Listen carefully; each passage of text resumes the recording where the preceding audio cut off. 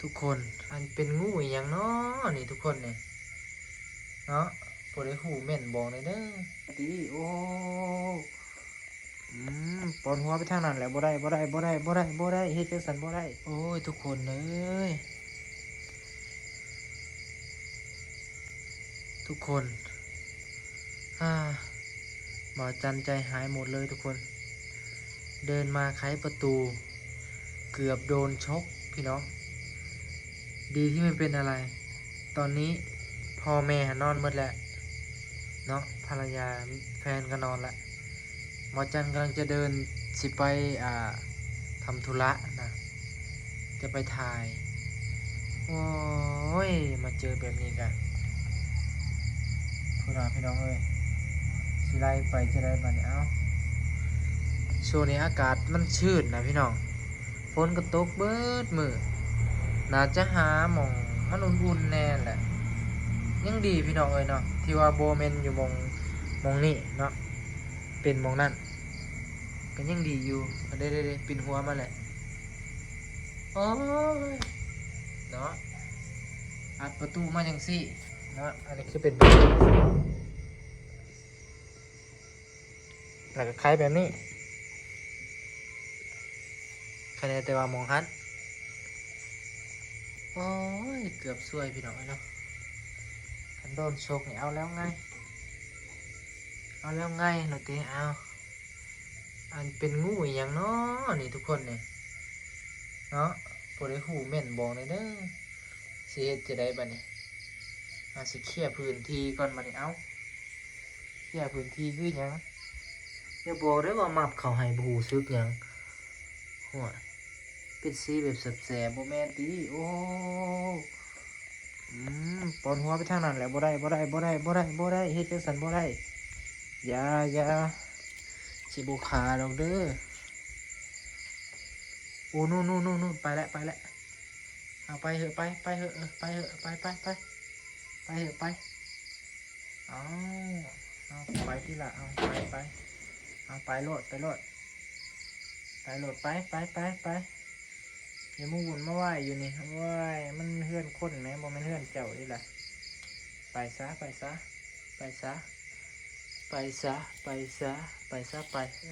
นี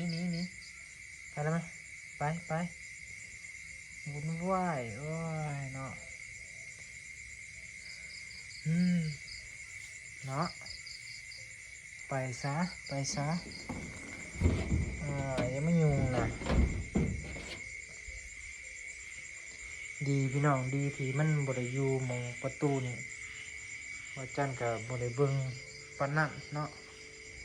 โอ้ระมัดระวังเด้อสวนเนาะ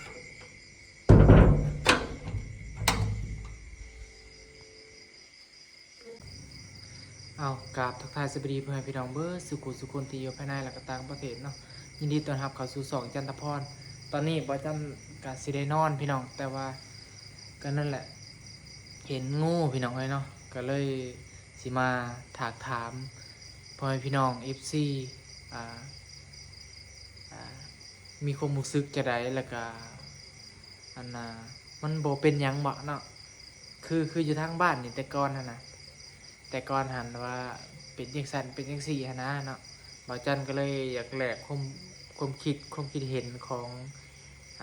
ผู้ใหญ่แล้วก็ FC เนาะมีความคิดเห็นแบบใดเนาะมันงูเขาบ้านเขาเอื้อนอีหยังนะเนาะบางคนก็ว่าโอ้พิษย่านไปต่างๆนานาย่านไปจังซั่นจังซี่นะพี่น้องเอ้ยเนาะแต่สำหรับบ่าวจันเองก็ธรรมดาเนาะคิดเป็นธรรมดาพี่น้องเอ้ยสัตว์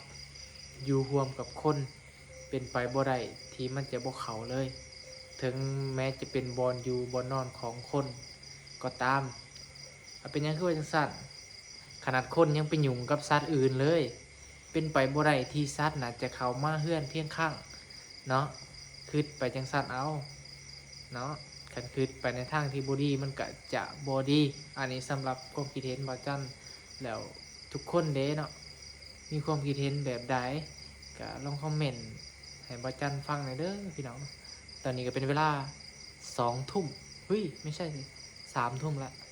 3 ทุ่มครึ่งบ่าวจันก็ได้มาอัดคลิปให้ทุกคนได้เบิ่ง ว่าเห็นงูพี่น้องเนาะขันคือแต่ก่อนเนี่ยโอ้ยย่านแท้ย่านว่าได้เนาะแต่ว่าบ่จันเดียวนี่ก็บ่ธรรมดาละคิดไปในทางที่มันดีหลายกว่าเนาะพี่น้อง กำลังสินอนแล้วก็หาแนวตื่นเต้นมาให้ท่านผู้ชมได้เบิ่งได้ชมนี่แหละพี่น้องเอ้ยเนาะแต่เดี๋ยวก่อนนอนก็สินั่งสมาธิซะแผ่เมตตาให้สรรพสัตว์นั่นแหละเนาะให้มีแต่ความสุขเนาะเมตตาให้ได้ดีซะให้ได้ดีแบบบ่หวังผลตอบแทนเนาะจากใจจริงแผ่เมตตาให้กับทุกคนทุกสัตว์เนาะพี่น้องกะอนุโมทนาสาธุน้ำกันนะสำหรับผู้ใดที่เคยพบเคยเจอแบบนี้กะแนะนำเลยเนาะ บ่ต้องย่านเนาะอันนี้แต่สำหรับความคิดเห็นของหลายๆคนก็สามารถพิมพ์คำว่าได้พี่น้องเนาะสามารถแลกความคิดเห็นความคิดมีความคิดเห็นแบบใดก็พิมพ์กันเข้ามาเนาะทุกคนสำหรับคลิปนี้กับพระอาจารย์ก็ทายให้ทุกคนข่าวๆพี่น้องเนาะ14ผู้ใหญ่เพิ่นมีความคิดเห็นแบบใดเคยประสบพบพอ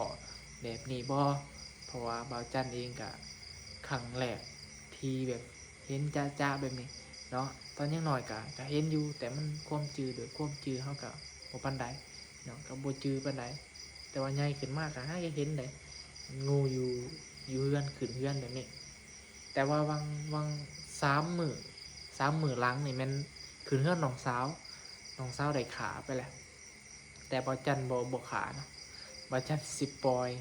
เมตตาดีกว่าเมตตาเอาพี่น้องเนาะกรุณาเอาสงสารนั่นแหละกรุณาสงสารสัตว์ด้วยกันไม่ต้องไปทำร้ายนะครับยุ่งก็ยังบ่ตบเนาะเป็นหยังคือว่าจังซั่นยันเป็นเชื้อโรคพอตบปั๊บยันมีเลือดได้เป็นเชื้อโรคแล้วก็อีกอย่างหนึงก็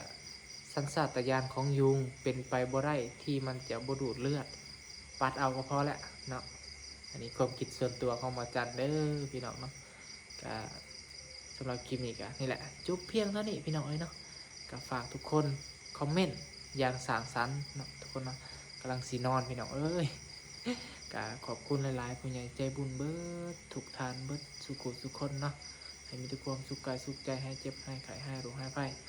หลุดพ้นจากความทุกข์นานาประการให้มีแต่ความสุขเนาะทางกายทางใจครอบครัวเฮือนซานเจริญเพลินภาคการทำมาค้าขายกะให้เจริญเพลินขึ้นสำหรับคลิปนี้บ่าวจันก็ขอตัวลาไปก่อนพอกันใหม่คลิปหน้า